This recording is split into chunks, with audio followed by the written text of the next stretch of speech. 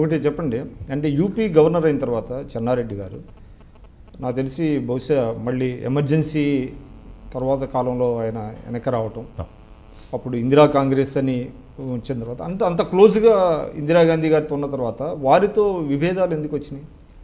లేదు, విభేదాలు ఏమీ లేవు. అప్పటికి ఎప్పటికైనా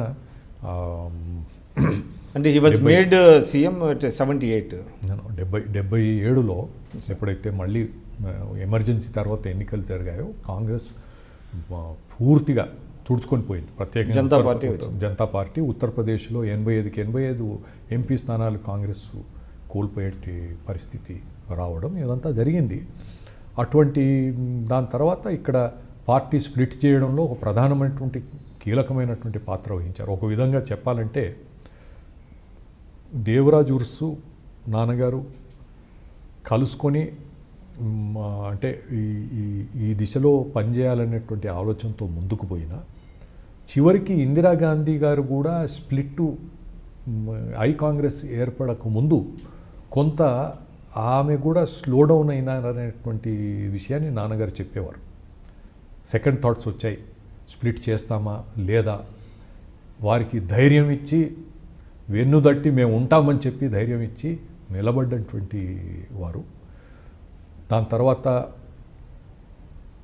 78లో వారిని ఇక్కడ పిసిసి ప్రెసిడెంట్గా చేయడం, పార్టీని గెలిపించిన తర్వాత ముఖ్యమంత్రి అయిన తర్వాత 1980లో ఎన్నికలు వచ్చినప్పుడు వారు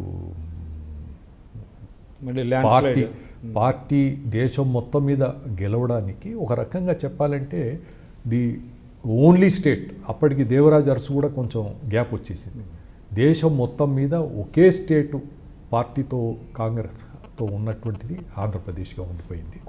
సో ఆ రకంగా అనేక విధాలుగా పార్టీకి రివైవల్కి కాంట్రిబ్యూట్ చేసింది ఆంధ్రప్రదేశ్ నాన్నగారు సీఎంగా ఉన్నప్పుడు.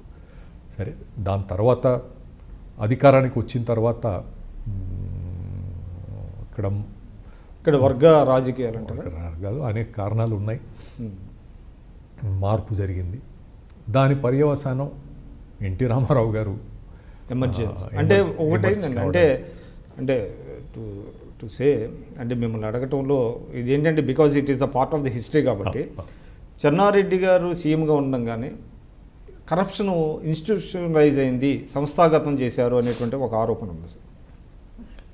తర్వాత అప్పుడు ఆయన సమయంలో ఫైల్స్ అన్నీ కూడా నాట్ అప్రూవ్డ్ అని ఉంటే నోట్ అప్రూవ్డ్ అని చేశారని, తర్వాత ఇవన్నీ కొంత ఇన్స్టిట్యూషనలైజ్ అయింది అని చెప్పేది ఇది ఒక రాజకీయ కుట్రలో భాగంగా చేసినటువంటిది. దాంట్లో ఉన్నటువంటి వారి మంత్రివర్గంలో ఉన్నటువంటి వారు ఒక రకంగా వీరికి చెడ్డ పేరు తెచ్చేటువంటి విధంగా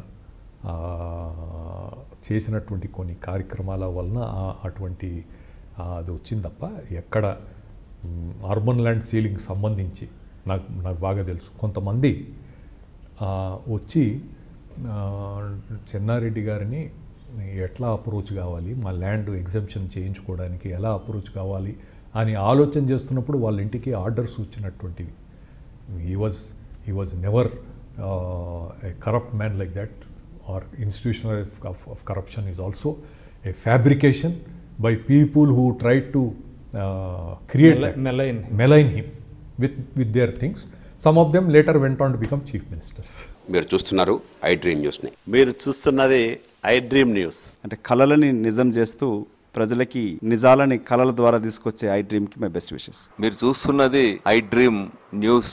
మీరు చూస్తున్నారు I dream channel. For more videos please subscribe I dream. మరిన్ని వీడియోల కోసం ఐ డ్రీమ్ ని సబ్స్క్రైబ్ చేయండి. Please subscribe I dream. And I'm very much satisfied with the way interview went on.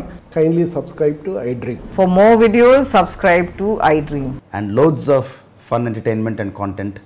Do watch I Dream.